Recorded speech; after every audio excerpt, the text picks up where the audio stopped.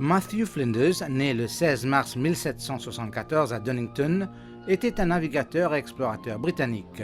Il était l'un des plus remarquables navigateurs et cartographes de son époque.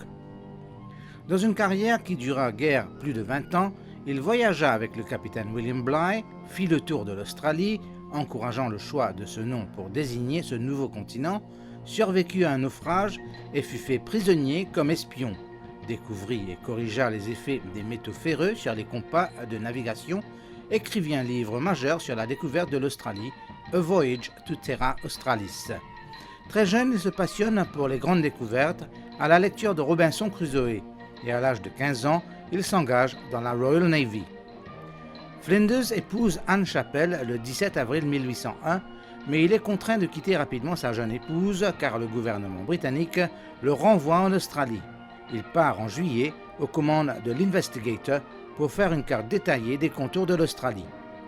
En juin 1803, la coque de l'Investigator est tellement abîmée que Flinders est obligé d'arrêter ses relevés de la côte nord pour rentrer à Port Jackson par la côte ouest et sud, fermant ainsi son tour complet de l'Australie.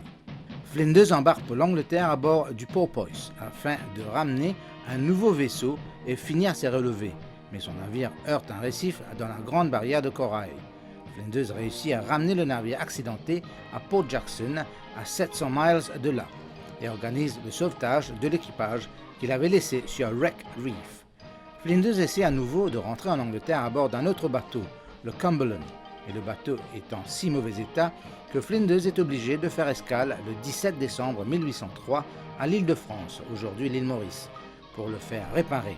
Or, Flinders ignore que l'Angleterre est de nouveau en guerre contre la France, et le gouverneur français de l'île, le général Descamps, retient Flinders comme prisonnier de guerre. Descamps refuse de relâcher Flinders, qui doit rester prisonnier.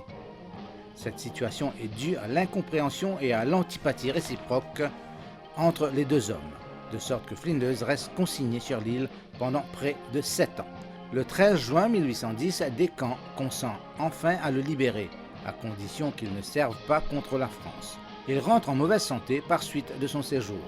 Il désire rencontrer le journaliste français qui réside à Londres, Jean-Gabriel Pelletier, et pour cela dépose une carte de visite le 7 avril 1811. Il se met aussitôt à écrire son livre A Voyage to Terra Australis. Le 18 juillet 1814, le livre est publié. Le lendemain, Matthew Flinders meurt. Il a 40 ans.